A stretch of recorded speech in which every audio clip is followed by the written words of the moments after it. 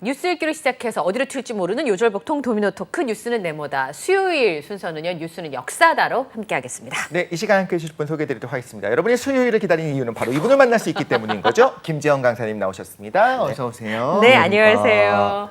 그 재원쌤 닉네임이 바뀌셨다고. 네. 네. 원래 역발음이었죠. 있잖아, 역발음이었는데 네. 그럼 왜 바꾸셨어요? 역사의 재원쌤으로? 좀 방금 말씀을 못 하셨잖아요. 그것 네? 때문에. 아, 이거는 네네네. 아, 제가 하면 너무 세 보여가지고. 아, 이게 좀 너무 캐릭터가 세 보이는 것도 좀 있었고요. 이제 제가 주로 가리키는 대상이 예. 아이들인데 아이들 어머니들이 연락이 오셨어요. 촬영을 다 마치고 이제 유튜브에까지 올라갔는데 차마 네. 자기 자식한테 이 채널을 추천할 수가 아, 없다. 그러네. 이름 때문에. 딴 게 아니라 이름 때문에. 네네네. 그것 그치. 때문에 이제 조금 너무 재밌는데. 네, 말랑말랑한 걸로 한번 네. 바꿔줄 수 있느냐라고 네. 해가지고 그거를 제가 받아서 네. 조금 그냥 순한 평범한 맛으로? 순한 표현으로 네. 이제 바꾼 거죠. 어. 제 생각에도 그런 생각이 드는 게 저도 너무 좋아하는 채널이에요. 근데 조카한테 추천하고 싶어. 야, 너 오늘 내 삼촌이 역발론 보라고 했지? 역발론 봤어? 이렇게 얘기하면 욕하는 것 같잖아요. 맞아요. 네, 그래가지고. 그러니까 네. 조금 더 그러니까? 부드럽게 네. 하는 걸로 좋은 것 같습니다. 그러니까 마라말에서 순한 맛으로 우선 아, 바꾸신 네, 거죠? 그렇죠. 네, 아, 알겠습니다. 내용은 원래 그렇게 막 독한 내용이 아니었어요. 원래도 순한 내용이었어요. 네. 네. 아니 근데 역사 자체가 독한 것 같아요. 제가 봤을 때. 아, 그런가요? 맞아요. 왜냐하면 네, 네. 어제도 독실님하고 그 얘기 했거든요. 우리 이사 갈 수 있으면 이사 가고 싶다 대한민국도. 아. 근데 이사 갈 수 없는 상황이니까 많은 판단을 거쳐야 되는. 그렇죠. 그러니까 사실 우리도 세계 한 10대 정도 되는 경제 강국인데 그럼요. 네. 이 사방팔방에 있는 국가들이 너무 세니까 우리가 상대적으로 약해 보이는 맞습니다. 그런 구석이 그렇죠. 있잖아요. 맞습니다. 그래서 러시아, 일본. 네. 네. 아니 이렇게 이 자리를 잡기가 좀 어렵지 않을까요? 러시아, 일본, 중국 그리고 미국의 영향력 아래 있는. 네, 그래서 예, 그 자체가 사실은 팩트 자체가 약간 독한 맛이어가지고. 맞아요. 그렇기 네. 때문에 우리가 앞으로 어떻게 살아야 가는, 우리가 어떻게 해야 되는가를 제일 잘 설명해 주실 수 있는 분인 것 같아요. 네. 사실 역사를 이야기할 때 과거는 많았는데 현대사는 좀 많지 않았거든요. 근데 바로 재원 쌤이 현대사를 전공하지 않으셨습니까? 아, 네. 그래서 오늘 우리 역사의 재원 쌤과 같이 이야기를 나눠볼 주제입니다. 지난주 세계를 들썩인 사건이 있었죠. 바로 일본의 아베 신조 전 총리가 정말 깜짝 놀랐습니다. 선거 유세 도중에 두 발의 총격을 받고 사망하는 사건이 있었습니다. 네. 누가 거짓말하는 것 같은 느낌이었어요. 아 그쵸. 저런 일이 벌어질 수 있구나. 지금 2022년에 어떻게 그럴 그쵸, 수가 있을까 예. 싶었는데 실제로 저희도 이제 소개를 한번 해드렸었죠. 네. 빅데이터로 이 범행 동기에 대해서도 다양한 얘기가 나오기 시작했고요. 근데 우리가 이번 기회에 좀 알아본 그 삶을 전체를 알아보면 좋겠다라고 생각을 한 거죠. 네, 그러니까 이런 것 같아요. 너무 잘 알지만 전혀 모르는 사람? 그게 바로 아베 신조 전 총리가 아닌가 이런 네. 생각이 드는데 우선 일본 정치사에서 보면 꽤 사랑받는 정치인이었던 것 같아요. 일본 사람들한테는. 엄청난 사랑을 받았죠. 네. 일단 최장기간 총리였고요. 집안 자체가 정치인 집안이었기 때문에 그 집안을 살펴보면 그냥 지금 일본의 어떤 체제를 만든 집안이라고 생각하시면 됩니다. 그 그 정도로 집안? 네. 엄청나게 영향력이 있는 집안이죠. 그 얘기를 좀 해봐야 될 것 같은데 우리나라랑 관계가 안 좋을 때 아베 신조 전 총리가 총리였기 때문에 우리한테는 이제 미움 많이 받는 그쵸. 정치인이지만 그리고, 일본 내에서는 말씀하신 것처럼 엄청 뼈대 있는 집안의 자손인 거죠. 그럼요. 예. 그 족보 좀 훑어볼까요? 아, 족보요? 예. 아, 이 족보가 되게 중요해요. 역사를 알 때 사람이 제일 중요한 것 같아요. 그렇죠, 그렇죠. 어느 집안에 누구 아들이고 네. 누구에게 영향을 받았고 맞습니다. 누구랑 결혼했고 뭐 이런 게 되게 중요하더라고요. 결국엔 그 사상이 영향을 받기 마련이니까 그러니까요. 필요한 것 같아요. 예. 아베 총리 전 총리죠. 전 총리가 총에 맞았다라는 얘기를 들었을 때 네. 이제 범인이 누군지 딱 나왔잖아요. 네. 그때 가슴을 쓰라렸었던 분들이 이제 다행이다. 했던 분들이 제일 교포 아, 맞아요. 네. 이제 그게 왜 그러냐면 요런 이제 아베라고 하는 사람 그다음에 아베라고 하는 집안이 주장했었던 것들 때문에 이제 그런 거죠. 이제 좀 어떤 면에서는 우익적인 모습도 조금 보이고 한편에서는 또 이번에 총 쏜 사람 혹시 극우 아니야? 네. 라고 할 정도로 극우 쪽에서는 타협적인 모습을 보였던 조금 그런 집안이기도 합니다. 양쪽에서 약간 미움을 받은 부분들이 있는 거네요. 그렇죠. 그러니까 좀 어떻게 보면 좀 노멀한 사람이에요. 그래요? 일본인들한테서는. 일본 사람들의 시각에서 봤을 때 물론 이건 일본 사람들 시각인 거죠. 네, 우리가 일본 볼 때는 사람들 시각에서. 되게 극우의 정치인이잖아요. 그런데 일본 극우 입장에서 봤을 때는 굉장히 중도적이고 타협적인 사람. 왜 그러냐면 이게 자민당을 우리가 오해하고 있기 때문이기도 합니다. 아, 네. 그래요? 자민당은 극우의 어떤 그런 정당은 아니에요. 아, 그래요? 자유당이랑 네. 일본 민주당이 합당해서 만들어진 거고 네. 연합 정권을 좀 구상하고 있는 그런 정당이고요. 어떻게 보면은 자민당의 그러면 노선이 뭐야? 네. 라고 하면 굉장히 모호합니다. 아, 극우가 아니에요? 오히려 자민당 안에 있었던 극우 세력들은 빠져나가가지고 새로운 당을 창당했죠. 아, 네. 그 극우의 정의가 좀 다른 것 같긴 해요. 그렇죠. 군국주의 어떤 그 일본 입장에서의 극우라면 그 정도 돼서 그렇죠. 세계 제패해야 된다. 네. 이 정도 돼야 극우로 쳐주는 거군요. 왜냐면 그렇죠. 그들이 진짜 일본의 극우들이 상상하는 일본의 참모습은 러일 전쟁 승리했을 때 그 그때의 모습이거든요. 모습. 정말 칼 차고 다니면서. 아, 지금도 그걸 구상하는 거잖아요. 그럼요. 그런 분들이 있는 거죠. 근데 왜 아베와 자민당 같은 경우에는 극우한테 비판을 받냐면 네. 여기에서 이제 미국과의 관계가 나오는 거거든요. 아. 그러니까 미국과의 어떤 동맹 관계를 좀 공고히 하자.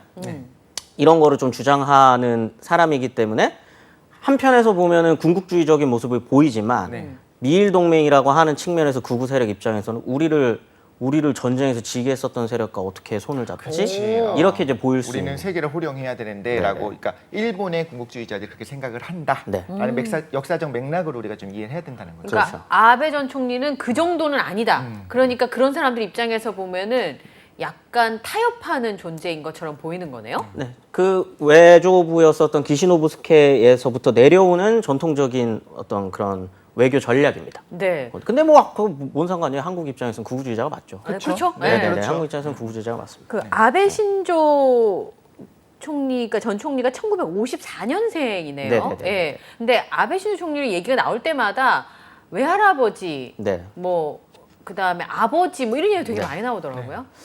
집안이 친가 외가 양쪽 다 정치인. 엄청나게 중요한 정치인 아, 그래요? 집안입니다. 네. 네, 일단 두 쪽 다 야마구치현에서부터 만들어지는 정치인 집안인데 네. 아버지와 이제 친할아버지, 그러니까 아베 그 가문 같은 경우에는 조금 특이해요. 오히려 지금 아베의 모습과는 전혀 다른 맥락의 극우와는 정반대되는 모습에 아, 그래요? 약간 네. 평화주의자적인 모습을 보였었던 정치인 집안입니다. 아. 특히 할아버지가 아베 간이라고 하는 분이었는데 네. 원래 그 시절에는 그 할아버지가 정치 활동을 하시던 시절, 아베 할아버지가 정치 활동을 하던 시절은 거의 대부분이 이때는 전쟁 중이었으니까요. 1940년대거든요. 대정 익찬회라고 하는 극우 국회의원들밖에 없었던 극우 정치인들밖에 없었던 그 시절에 그 대정 익찬회에 소속되지 않고 평화주의를 조금 주장했었던 인물이었어요. 그 개판 거죠, 일종의 정치 개판. 지금 말씀하신 그. 네, 정당도 다르고요. 예. 네, 아예 전혀 다른 맥락의 정치인이었던 거죠. 근데도 사실은 그런 인물들은 웬만하면은 추천도 못 받고 네. 그렇죠. 국회의원이 되기 굉장히 힘들어요. 의원이 되기 굉장히 힘든데 그렇겠죠. 굉장히 특이한 인물이었어요. 이 동네에서의 좀 원래 근데 이거는 사실 이렇게 너무 또 옛날로 돌아가나? 네, 일본은 괜찮습니다. 원래 좀 직업의 세습이라고 하는 네. 게 좀 강하거든요. 너무 놀라울 정도로 심하더라고요. 네네네. 그래서 2대째, 3대째, 4대째. 네. 그 바닥에서 이 동네에서 원래 정치인을 하는 집안은 계속적으로 세습으로 정치를 해요. 네. 근데 이제 그랬었던 집안이었던 거죠. 원래 그 집안도. 아베 집안이? 네. 예. 그래서 할아버지도 그 동네에서 어느 정도 나름 이렇게 방귀를 끼는 사람이었던 유지였고 거고. 네. 지식인이었고. 네. 근데 그런 사람들도 이 시기에는 전쟁이라는 이유로 굉장히 많이 군국주의적인 모습을 보이게 되는데 그때 그런 모습을 안 보였었던 몇 안 되는 정치인이었습니다. 근데 이 놀라운 게 그 당시 일본의 군국주의 전쟁을 일으킨 상황에서 전쟁을 반대한다거나 평화 노선으로 가야 된다라고 이야기하면 비국민이라고 이야기를 하면서 굉장히 맞습니다. 좀 지나가다가 막 따기도 맞고 돌도 맞고 이렇게 핍박을 받던 시기 아니었나요? 맞아요. 근데도 이분은 강단 있게 했었고 전쟁을 하면 안 된다. 안 된다. 네, 그렇죠. 좀 반전적인 모습을 보였었던 분이고 네. 이 아버지가 더 독특한 사람이에요. 네. 아베 신타로라고 하는 사람인데 네. 이분은 총리 후보로까지 가다가 직전에 그냥 지병으로 죽는 분이거든요. 근데 이제 이분의 장인어른이 누구냐면 기시노부스케가 되는 거죠. 그 기시노부스케 유명한- 어서 많이 들어봤는데. 만주국을 실질적으로 운영했었던 분이고 A급 전범입니다. 네. 네. 아무튼 그런 분인데 얼마나 엄청난 사람이거든요. 이 사람 일본 기시노부스케가. 기시노부스케에서 엄청 나 뒤에 설명을 드리겠지만 굵직한 정치인이에요. 네. 그 사람의 사위가 된 거예요. 네. 이거 어떻게 아빠가. 그랬을까요? 아니 네. 같은 너무 동네 출신입니다. 아니 아무리 그래도 정치 노선은 완전히 반대인데 거의 뭐 대타협 대화합의 시대를 열고 싶었나 어떻게 그렇게 결혼을 했을까요? 원래 그 사랑은 또 아 네.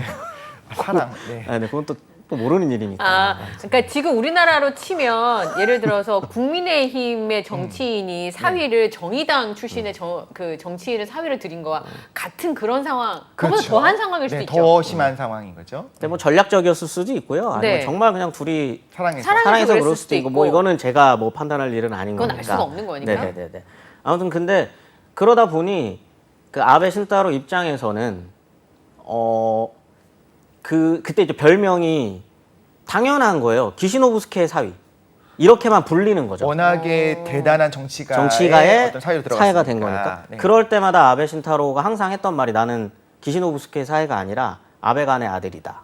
아, 평화주의자였던 아버지의 아들이다 그렇죠. 나는. 이제 그런 노선을 걷고 나의 정치적인 어떤 성향은 거기를 따라가고 있었다. 이제 이런 이야기를 계속적으로 했을 정도로 네. 친가 쪽도 뭐 기시노부스케 그다음에 이제 그 기시노부스케 동생 같은 경우에는 사토 에이사쿠 같은 경우에는 아베 신조 총리가 최장 기간이라 그랬잖아요. 그 전 최장 기간 총리를 했었던 집안이에요.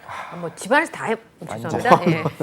하여튼 그런 집안이었는데 그럼에도 이제 아버지는 이제 그런 얘기를 하고 다녔던 거죠. 나는 나의 정치적인 계승은 아버지를 통해서 온다. 아베 간이라는. 좀 정리를 하면 좀 복잡하니까 지금 아베 전 총리의 아버지는 반전주의자, 평화주의자. 할아버지 같은 경우에도 그 당시 굉장히 그 혼란한 전국에서도 평화주의자, 네. 반전주의자였는데 말하자면 외할아버지 같은 경우에는 어마어마한 일본의 그 당시 이제 만주국을 사실상 설계하고 세웠을 정도로 굉장히 이제 군국주의자라고 봐야겠네요. 그렇죠. 그래서 이제 아베와 기시노부스케의 관계를 조금 설명을 해드려야 되는데 네. 아베 전 총리가 이제 한국에 좀 화제가 됐다는 뭐라 그래야 될까요? 욕을 많이 먹었던 비판을 많이 받았었던 것 중에 하나가 이제 평화헌법 수정. 그렇죠. 네. 위험하죠. 그 이제 여기에 이제 군이라는 표현이라거나 자위대라는 표현을 넣고 싶었는데 그거를 넣지 못하고 뭐 실력 행사 뭐 네. 이런 표현으로 이제 돌려서 이제 쓰려다가 중국인들한테도 그렇죠. 이제 공분을 샀던 그런 사건이 있었잖아요. 네. 그걸 애초에 주장했었던 사람이 기시노부스케입니다. 아, 그러니까 일본도 전쟁을 할 수 있도록 군도 가질 것이고, 네. 그리고 이 군대를 키울 수 있고 전쟁을 할 수 있는 국가가 되고 싶다. 네, 굉장히 강하게 주장했었던 분이에요. 기시노부스케. 기시노부스케라는 예. 사람이. 아니, 근데 네. 그러면 안 됐죠. 만주국을 굉장히, 세웠었고 네. 그랬던 말하자면 패전의 책임으로서 이렇게 된 네. 건데 바로 이제 반성은 없이 아니다. 우리도 다시 뭐 외국 침략도 할 수 있고 말하자면 실력 행사할 수 있도록 헌법 만들어야 된다라고 한 거잖아요. 네. 뭐 만주국가의 연결성도 만주국가의 연결성이지만 이 사람은 A급 전범이에요. A급 전범이라는 네. 건 어떤 의미예요? 사형 당해야 되는 일이었 그런 상황이죠. 어, 실제로. 이제 패전 이후에 미국에서 그 군사 재판을 하잖아요. 응. A, B, C급으로 전쟁 범죄자를 분류를 해요. 범죄의 중한 정도에 따라서? 네, 전범들에 대해서. A급 전범은 이 전쟁의 필수적인 책임, 정말 핵심적인 책임을 져야 되는 사람이라는 의미거든요. 네. 그래서 A급 전범으로 처리됐었던 사람입니다. 네. 실제로 태평양 전쟁 말기에는 그 도조 내각 안에서 실제로 전쟁 업무를 수행했었던 사람이기도 하고요. 예. 그랬었던 사람인데 전쟁 끝나기 몇 달 전에 도조 내각에서 도조 히데키와 분란이 좀 생겨요. 네. 예, 그때가 이제 사이판이 미국한테 넘어갔을 때 이제 그때 사실 그 안에서도 엄청난 논쟁이 벌어지고 이거 이제 중단해야 된다 전쟁. 네, 본토로 들어오기 전에 네네네. 이거 이제 이대로 가다가는 더 큰일이 난다라고 하는 정치인들과 도조 내각 안에서도 아니다 이거 더 갈 수 있다라고 하는 사람. 근데 이제 이때 이제 이 아베의 외할아버지인 기시노부스케는 반대를 했던 거죠. 이제 지금은 물러서야 할 때다. 더 가면 우리나라에, 그러니까 일본에 치명적인 네네. 일이 생길 수 네. 있다. 그때 반대했었다는 이유로 사형을 면한 거예요? 당합니다. 그리고 도조와 이때 갈라지기 시작하면서 좀 트러블이 생기거든요. 그러면서 이제 어떻게 보면 굉장히 운 좋게 살아난 어. 케이스죠. 근데 그러니까요. 마지막에 이제 전쟁을 나는 도조를 설득하려고 했다. 요 이유 하나로 했었고 그다음에 그러다 보니까 기시노부스케의 큰 그렇게까지 우익적인 생각 안에서도 미국과의 관계 개선이라고 하는 게 필수적으로 들어갔던 거죠. 아. 미국이 살려줬잖아요. 그러니까요. 네. 그런 어떤 맥락들이 조금 있는 사람인 거죠. 음. 근데 이 사람은 사상을 좀 알아보면 굉장히 좀 위험해요. 위험한 사람이다. 위험한 사람입니다. 왜냐하면 똑똑한 사람이에요. 동경제대를 졸업을 하고 이때 그 어린 나이 때 어떤 좀 사상에 감화가 되냐면 이때 유행했었던 사상이긴 합니다. 일본 내에서. 이제 본격적으로 세계가 파시즘 형국으로 들어가는 시점이었어요. 네. 그 당시에 그 당시에. 모든 근데 당연히 나라가요. 네. 모든 나라죠. 사실 뭐 유럽을 유럽을 포함해서? 포함한 네. 많은 나라들이. 근데 이때 당연히 일본도 그런 분위기들이 조금씩 형성됐을 때 중요한 역할을 했었던 사람이 이제 기타이키라는 사람이거든요. 네. 어떻게 보면 일본 파시즘의 거두, 사상적 거두라고 할 수 있습니다. 네. 그러니까 천황을 중심으로 천황을 다시 이걸 쇼와 유신이라고 부르는데 네. 메이지 유신 그 다음에 이제 주변 세력이 너무 강해졌다. 지금 이렇게 말 많은 사람들이 이렇게 많아. 그러니까 민주주의 시스템이라고 하는 거를 다시 한번 만들어 보자는 거죠. 천황을 중심으로. 네. 그래서 천황을 중심으로 쿠데타를 일으켜야 된다라는 이야기까지 했었던 사람이에요. 기타이키라고 하는 사람이. 네. 이 사람한테 감화됐었던 사람이 기시노부스케입니다. 그러니까 이 전까지는 메이지 유신이 있고 난 다음에는 주변 세력들이 워낙에 많이 힘을 얻게 되니까 천황이 그 당시에는 그러니까 덴노가 꼭두각시 같은 그런 느낌이었으니까 아니다. 덴노를 중심으로 다시 우리가 뭉쳐야 된다. 그래야 위대한 일본을 만들 수 있다라고 주장했었던 그 그렇죠. 사상가가 그래서 네네네. 파시즘으로 가려고 했던 파시오 사상이 있었던 그 사람이 기타이키인 거죠. 그리고 거기에 감화됐던 사람이 네. 지금 외조 부인 기시노부스케가 되는 겁니다. 네. 그래서 이 사람이 거기에 감화돼서 이제 이쪽 공부를 열심히 했겠죠. 네. 그러다가 이제 공무원이 돼요. 아, 네. 공무원 시험을 쳐가지고 공무원 행정고시를 친 거죠. 한국으로 갑자기 따지면. 공무원이 갑자기, 되니까 갑자기 확 놀랐어요. 예. 예. 공무원이 돼서 뭐 지금으로 따지면 이제 우리나라로 따지면 행정고시 같은 거를 쳐서 공무원이 돼서 네. 어느 정도 이제 끝발이 찼을 때 네. 부임하게 되는 곳이 만주국입니다. 그러니까 고위 공무원이 돼서 만주국에 네네네네. 부임을 했다는 거죠. 네네네. 예. 근데 여기서 사실상 만주국의 총 책임자예요. 네. 만주국을 설명하려면 조금 복잡한데 그건 뒤로 조금 미루고. 그럴까요? 네. 네네. 만주국 안에서도 특히나 경제 실무를 담당했었던 사람입니다. 이 사람이. 근데 뭐냐면 계획 경제 시스템, 계획 경제 시스템. 5개년 계획 뭐 이런 거 있잖아요. 많이 10개년 들어봤는데? 계획 예. 이런 거. 우연이겠죠. 네. 네네네. 이런 거를 주장을 했었던 건데 이게 뭐냐면 강력한 통제 경제 시스템입니다. 국가에서 끌고 가는. 국가가 딱 해서 지정하는 기업 딱 정해서 이거 네. 해. 이거 해. 네. 끌고 들어오고. 왜냐면 이제 그 만주국이라고 하는 나라 자체가 군이 중심에 있고 군 밑에 있는 공무원들과 합심을 해가지고 기업들을 이제 같이 키워나가는 네. 굉장히 빠르게 성장시켜야 했었던 맥락들이 있는 거거든요. 네. 이제 그러면서 그걸 굉장히 성공적으로 수행을 잘해요. 기시노부스케가. 기시노부스케가 굉장히 성공적으로 수행을 잘 하고 40년대 초반에 그 성공적으로 운영했었던 거를 발판 삼아 일본 본국으로 돌아오는 거죠. 아, 공이 있는 사람인 거네요. 그럼요. 만주국의 어떤 그 계획 경제라고 하는 그 시스템을 성공적으로 만들었었던 사람이니까 네. 만주국은 약간 뒤에 설명드리겠지만 조금 본국과는 떨어져 있는 곳이다 보니 괴뢰국이잖아요. 네. 네. 그러니까 여기에서 성장할 수 있는 건 한계가 있는 거죠. 그러니까 본인도 욕심이 있었고 그다음에 내가 이 정도 성공을 했으니 본국에서도 이 꿈을 좀 펼치고 싶었었던 네. 그런 맥락에서 돌아와서 이제 도저 내각 하에서 그런 것들을 하려다가 만주국에서 했던 자신의 경험을 일본에도 이식시키려고 했다가 그렇죠. 했다가 태평양 전쟁이 터지면서 전쟁을 수행하는 역할을 하게 되고 예. 아까 말했었던 A급 전범에 살아나게 되는 겁니다. 네, 일본 입장 그 본토 입장에서도 만주국을 이렇게 계획 경제로 잘 살렸고 뭐 중공업 육성을 했으니까 그 당시 전쟁을 준비하고 있고 혹은 전쟁에 들어가기 시작했던 일본 입장에서도 그렇게 기업들을 전쟁 체제로 바꾸는 그럼요. 그런 강력한 사람이 필요했겠네요. 네. 그래서 데리고 온 거고요. 그렇죠. 그 역할을 또 성공적으로 수행합니다. 그러니까 성공적으로. 전범이기도 하고요. 그렇죠. 한편으론. 성공적으로 수행을 했는데 문제는 아까 살아났다 그랬잖아요. 네. 네. 그래서 이후에 이 사람이 또 총리가 돼요. 네. 총리가 일본에서. 돼요. 네. 그 만주에서의 성공 경험을 패전 이후 일본에도 이식을 시킵니다. 아, 계획 재건할 경제라고 때. 하는 것. 네. 그다음에 이제 강력한 통제와 강력한 국가 시스템 하에서 일본 경제가 돌아갈 수 있게끔 이런 것들을 만들어요. 그 시스템이 사실상 지금 일본의 경제 구조라고 보시면 돼요. 그럼 전후 일본을 재건하는 과정에서 설계를 한 사람이네요. 맞습니다. 실질적으로. 그래서 일본의 유명한 그 정치학자 중 이제 제일 조일교포 네. 학자 중 강상준 교수님이라는 강상준 교수. 분이 있으세요. 그분이 그 표현을 쓰신 거예요. 귀태라는 표현을. 귀태. 지금 일본은 만주국의 귀태다. 그러니까 어떻게 보면은 그 태어나지 찌꺼기 같은 거죠. 네.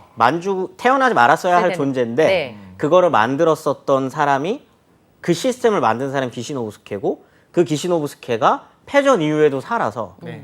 귀태처럼 다시 살아나는 거예요. 어. 그 표현을 쓰는 거예요. 그러니까 일본이 지금과 전혀 다른 모습이었을 수도 있잖아요. 그쵸. 왜냐하면 전쟁에 패했으니까 네. 좀 많은 분란이 있더라도 민주주의가 자리 잡고 네. 그래서 국민들에 의해서 만들어지는 민주주의 국가의 전형이 될 수도 있었으나 네. 네. 아까 말씀하신 그런 상황들 때문에 지금 사실 일본의 정치를 선진국이라고 말하는 사람은 없으니까. 아무도 없죠. 네, 너무 그러니까 독특하죠. 일본이 네. 굉장히 경제적으로 부유한 국가이긴 뭐 지금은 또 상황이 좀 달라졌습니다만 그런 정치적인 후진국이 될 수밖에 없었던 이유가 아까 기시노부스케라고 하는 존재로부터 시작할 수도 있었다. 그렇죠. 근데 되게 역사가 비슷하게 반복이 되는 게 네. 이게 아까 말했었던 일본의 파시즘이 이제 본격적으로 등장하는 그런 시점에서 그 전에가 어떤 상황이냐면 네. 그 다이쇼 데모크라시라고 일본 민주주의의 꽃과 같은 시기예요. 네, 한때 잠깐 있었던. 잠깐 네네. 있었던. 데모크라시는 알겠는데 나이쇼는 그 전 천황의 이름입니다. 어. 그때는 천황이 조금 뭔가 실권을 좀 내려놓고 네. 민주주의 시스템이라고 하는 게 일본에서 처음으로 메이지 이후에 지금이랑 다르게 네. 잠깐 있었던. 잠깐 있었는데 그거를 급격하게 군부가 눌러버리고 네. 전시체제로 넘어가는 게 이제 어떤 이제 천황자 파시즘으로 넘어가는 시점인 거거든요. 네. 이 기시노부스케도 마찬가지예요.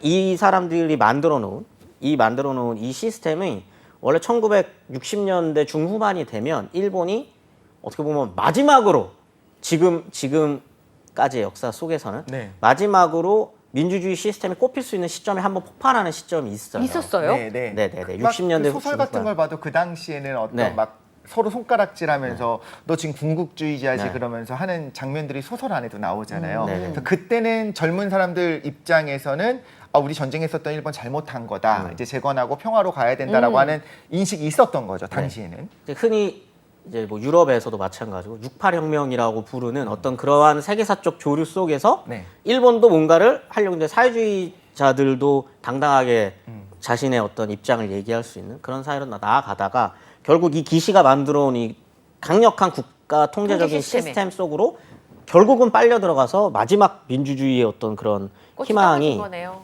꺾어지면서 지금과 같은 좀 형태의. 형태의 일본식이라고 표현하죠. 네. 일본식 민주주의 시스템이 계속적으로 자리 잡게 되는 거죠. 근데 너무 이상하고 아쉬운 게 일본이 이런 정치적으로는 완전 후진국에 가깝잖아요. 이게 과연 민주주의라고 할 수 있는가? 그냥 부모님이 그렇죠. 정치였으니까 계속 정치인을 하게 되는 그런 상황이 가는데 그게 지금 선생님 딱 짚어주신 것처럼 전쟁 직후에 완전히 변할 수 있는 상황이 있었는데 미국의 입장과 여러 가지가 맞물리면서 전범의 체벌을 제대로 하지 않았고 그 당시에 경쟁을 중흥을 이끌었었던 전범을 다시 책임자로 했는데 또 그게 성공을 하네. 뭐 사실 우리 한국 전쟁 안타깝게도 이걸 포함한 여러 가지 상황이 있겠지만 그러고 나니까 일본에서는 전후에 대한 반성을 할 수 있는 기회는 박탈당한 상태로 쭉 지금까지 성장을 하다 보니까 사실 전쟁을 했었던 거에 대한 반성을 안 할 수 있을 거예요. 정말로 안 할 수 있을 것 같아요. 그냥 그때 뭐 미국 때문에 어쩔 수 없이 이렇게 된 거고 그 이후에 말하자면 좀 강한 일본을 표방했었을 때 또 그게 성공했고 먹혔고 세계 2위의 경제 대국까지 올라갔었는데 지금 또 주춤하고 있는 장기적으로 주춤하고 있는 걸 보면서 그 어르신들이 뭘 생각할 거냐면 그 당시 강력했던 좋았지. 일본 첫 번째, 두 번째는 경제 중흥기를 이끌던 그 당시에 60년대 일본, 70년대 일본을 네. 계속 꿈꾸고 있겠죠. 네. 그래서 사실 아베가 인기가 좋았던 겁니다. 네. 근데 아베는 내가 아베 신타로의 아들이라고 얘기하지 않고 네. 그 기시노부스케의 외손자다라고 얘기를 하잖아요. 그게 굉장히 특이한 점인 거죠. 왜 그런 거예요? 보통 그게 잘 이해가 안 됐었거든요. 저도요. 네. 여기 뭐 여러 가지 설이 있습니다. 그 일본 안에서도 아베라고 하는 사람이 얼마나 좀 특이하겠어요. 왜냐면 네. 특이하다기보다는 너무나도 화려한 가문의 양쪽 다. 네. 그쵸. 그러다 보니까 아베 3대라는 책도 있고요. 그러니까 아베 집안에 대한 책들이 되게 많아요. 이 되게 사람이 독특하긴 한 것 네. 같아요. 어디에서 무슨 영향을 받아서 이렇게 됐을까? 됐을까라는. 근데 여러 가지 뭐 문제들이 있었겠지만 일단 아버지와의 관계가 그리 좋지는 않았었다고 해요. 근데 물론 정계에 입문하게 된 되는 건? 계기는 아버지의 비서관으로 시작합니다. 네. 아베 네. 신타로가 그 중의원 시절에 비서관으로부터 시작을 해가지고 아버지가 아까 죽었다 그랬잖아요. 네. 총리 직전에 죽거든요. 네. 총리 나이도 임명 같은 직전에. 나이에 죽었다고 하더라고요. 아. 아버지와 지금 아베 전 총리가 같은 나이에 사망한 걸로. 아이러니하네요. 네, 되게 아이러니한 것 같아요. 이제 죽어서 그 지역구를 물려받아요. 그대로. 아. 원래 일본은 그런 좀 아까 말했었던 그런 전통들이 조금 있거든요. 네. 집안의 어떤 지역구를 지켜야 하는 아버지의 지역구를 사수해야 된다라는 약간 그런 걸로 이제 의원이 되는 건데 어렸을 때부터 외탁을 했대요. 아베가. 오. 아버지가 워낙 정치인으로서 바쁘고 막 이러다 보니까 그때 이미 기시노부스케는 은퇴한 시점이었고 네. 할아버지 밑에서 외탁을 하기도 했었고 네. 아마 본인의 정무적 판단이 있었던 것 같습니다. 그쵸. 이게 더 일본 사회에서는 더 강력한 정치적 입김을 행사할 수 있다라고 네. 하는 거. 그다음에 또 그 외할아버지가 기시노부스케라고 하는 그 간판 자체가 더 크군요. 어마무시한 겁니다. 네. 왜 종조부 같은 경우는 아까 말했었던 사토 에사키 같은 경우에도 최장기간 총리를 했었던 그 집안에 내가 외가다라고 하는 게 어마어마한 파급력이거든요. 그걸 적절히 이용을 했고 이 사람이 그 고이즈미 총리 시절에 그 관방부 장관을 네. 할 때 네. 이 사람이 인기를 끌게 되는 사건들이 있었어요. 네. 이 사람을 각인시키는 네.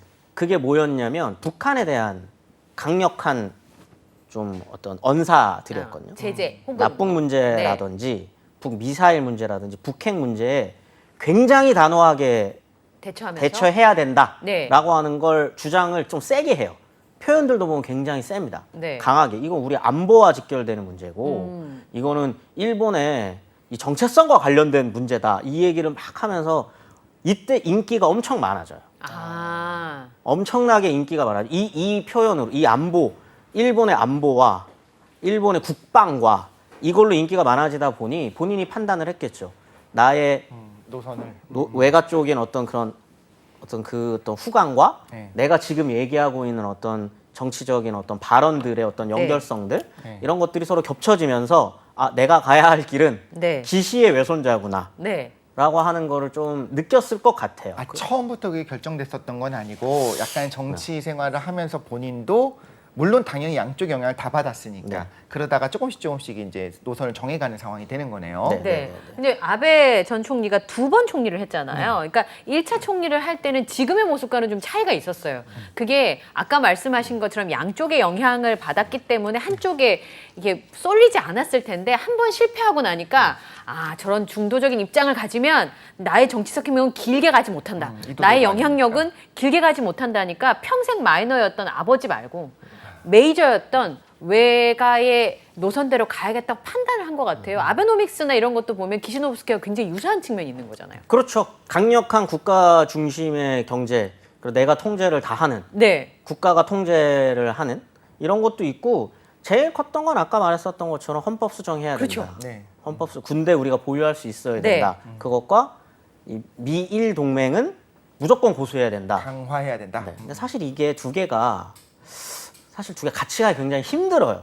그렇죠. 두 개가 같이 하기 힘든데 그게 기시노부스케로부터 내려오는 전통적인 그 자민당의 그 노선. 계파들이 가지고 있는 이거기 때문에 스스로들도 충돌이 된다라는 거를 알고 있습니다. 알고 있죠. 네. 네.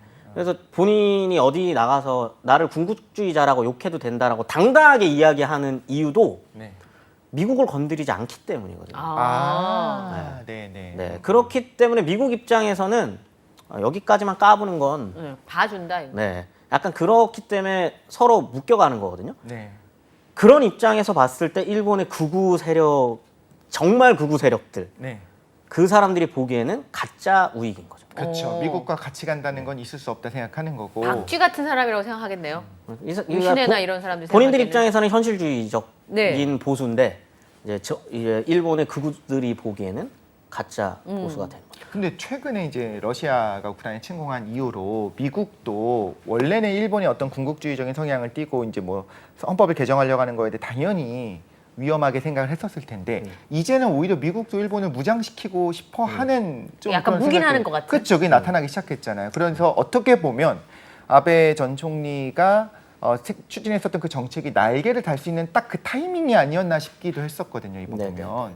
뭐 상황은 언제든지 바뀔 수 변할 수 있는 그렇죠. 거니까요. 근데 네. 저희가 역사를 공부하는 이유는 이제 그런 맥락들을 좀 살펴보는 거죠. 그렇죠. 이들의 어떤 기시노부스케도 마찬가지고 아베도 마찬가지고 그 안에 들어있는 속내나 네. 어떤 그런 정치적인 그 옛적부터 내려오는 그런 흐름들을 우리가 파악할 수 있으면 이들이 지금 선택하는 것들에 대한 것도 조금 좀 알아채기가 좀 수월할 수 있는 거죠. 그들의 속내를.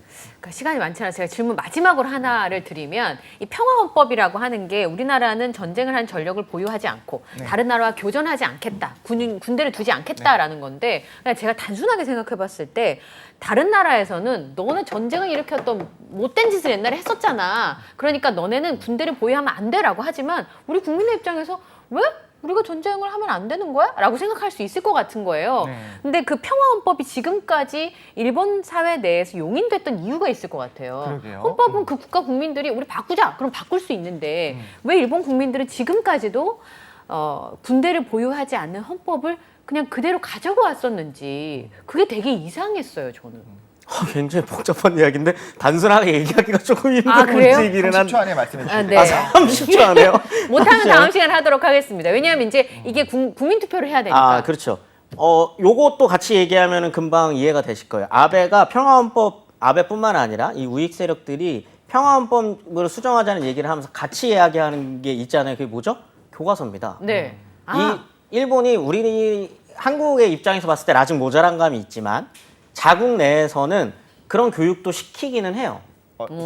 과거에 해전의 뭘 책임, 잘못했었다. 우리가 한테 해전의 있다? 책임이라든지 뭐 어. 이런 부분들에 대해서 그다음에 지금 오히려 좀 그래서 아베를 중심으로 한 우익 세력들이 지속적으로 주장했던 게 지금 이건 자학사관이다라는 얘기를 이제 하는 거거든요. 물론 제대로 가리키진 않습니다만 이거를 넘어서기 위해서는 일본 국민들의 사상적인 변화들도 있어야 된다라고 하는 사람들이 일본의 우익 세력인 겁니다. 네. 그러니까 안에는 나름대로의 어떤 군대를 보유해서는 안 되고 우리는 전범이었고라고 네. 하는 분위기는 일정 정도 공유하고 있는 것도 맞는 거죠. 아, 우리 반성은 했어. 할 만큼 했어. 그렇죠. 이제 네. 그런 거를 계속 자극하는 거죠. 그렇죠. 우리는 지금 자학하고 있어라고 네. 하는 거예요. 이렇게까지 할 일은 아닌 것 같아. 우리가 할 만큼 했으니까 이제부터는 우리가 이제 주장할 건 주장하자라는 분위기가 있다는 건데. 그렇죠. 그래서 그 분위기에 굉장히 결정적인 역할을 하는 게 북한이거든요. 아. 그래서 아베 입장에서 북한을 계속적으로 자극하는 거예요. 네. 자, 그러면 네. 이제 평화헌법의 내용이나 네. 기시노부스케가 주장했던 자위대 얘기는 다음 시간에 아, 네. 저희가 그렇습니다. 하도록 어디서 들을 수 하겠습니다. 없었던 현대사의 이야기. 왜냐하면 오늘 지금- 더하면 방송사고이기 네, 때문에 시간이요. 네. 지금까지 뉴스는 역사다 김지영 강사님과 함께했습니다. 오늘 함께해 주셔서 정말 감사합니다. 고맙습니다.